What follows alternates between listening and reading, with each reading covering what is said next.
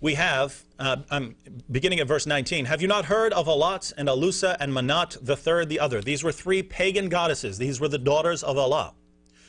So Muhammad delivers these verses, but instead of what you have in the Quran today, what Surah 53 originally said was this: have you not heard of Alat and Alusa and Manat, the third, the other? These are the exalted cranes whose intercession is to be hoped for. So now, you don't just pray to Allah, you can pray to Alat, Alusa, and Manat, who will then go to Allah to intercede for you.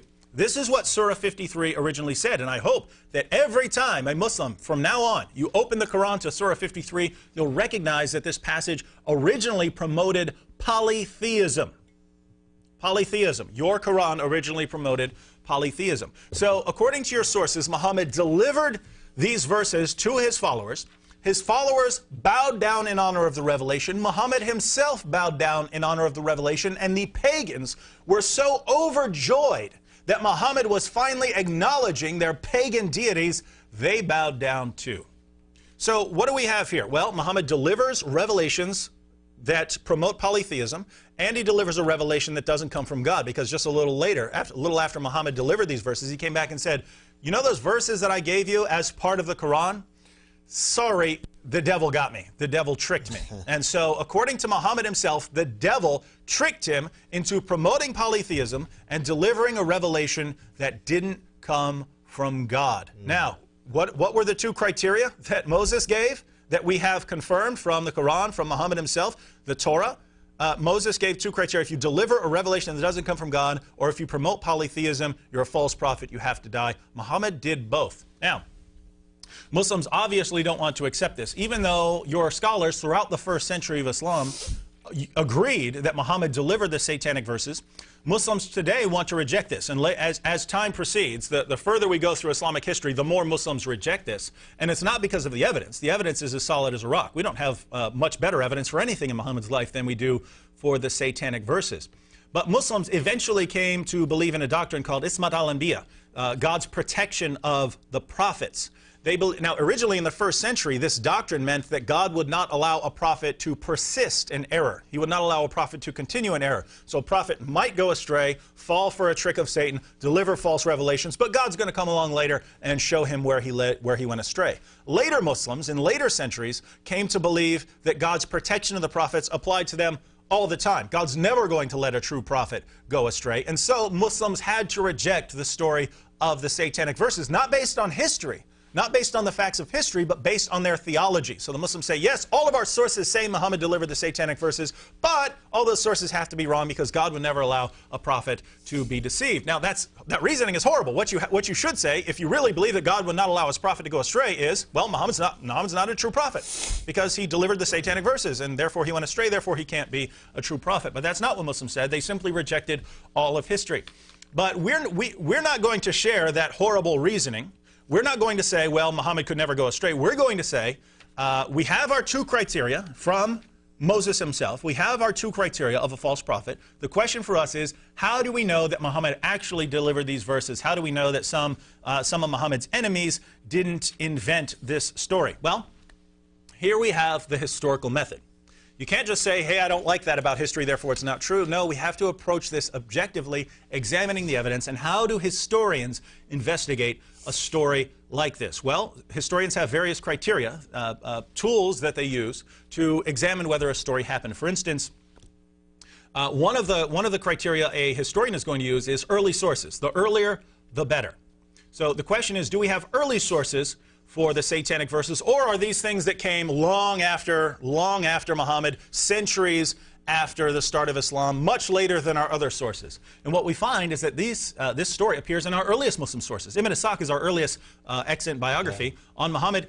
Ibn Ishaq wrote about the satanic verses. Yes. The early Sirah scholars across the board told us about the satanic verses. So when we look at Ibn Ishaq and Waqidi, our earliest historical biographical sources on the life of Muhammad, across the board they point out the satanic verses. So we have, that's one criteria, that's one criterion that is met. We have early sources for the satanic verses. The next thing a scholar is going to look for, a historian is going to look for, is multiple sources.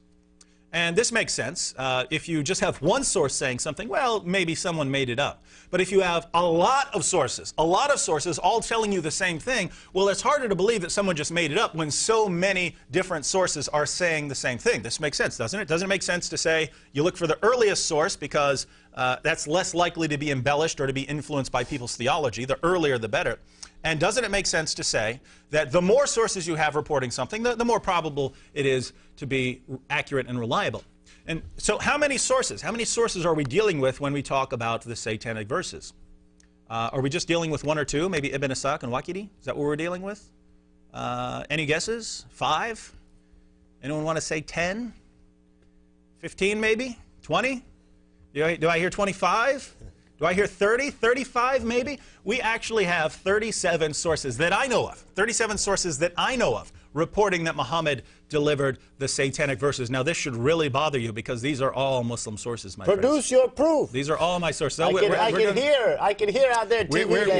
We're going to go into the reports. But think about this.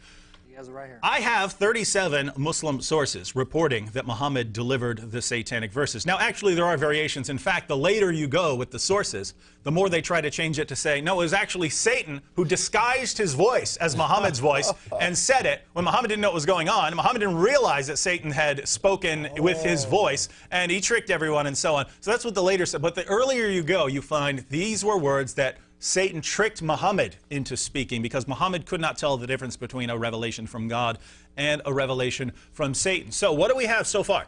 One, we have early sources. It's in your earliest Muslim sources that Muhammad delivered the Satanic verses. 2, we have not just 1 or 2 sources, we have a ton of Muslim sources reporting the Satanic verses. Now, an additional criterion of a historian is, are these sources independent? Are the sources independent? In other words, if I say something and then everyone just repeats what I say, well, yeah, that's kind of multiple sources, but really it's just one source because everyone's just repeating me. Similarly, if there's one ancient document that says something and then a bunch of other people copy it, that's not multiple sources. That's only one source that had been copied by a bunch of different people and passed on by a bunch of different people. So what we're asking is, when we trace back the stories, do we find that it all started with just one person, one horrible, mean liar, or were many people, many different people who had access to the truth, all saying the same thing in the first century? Now, let me give you, when we do that, and here the Muslim method of isnad, of actually giving a chain of transmission, for once comes in handy, because we can trace these names back and see who it was that were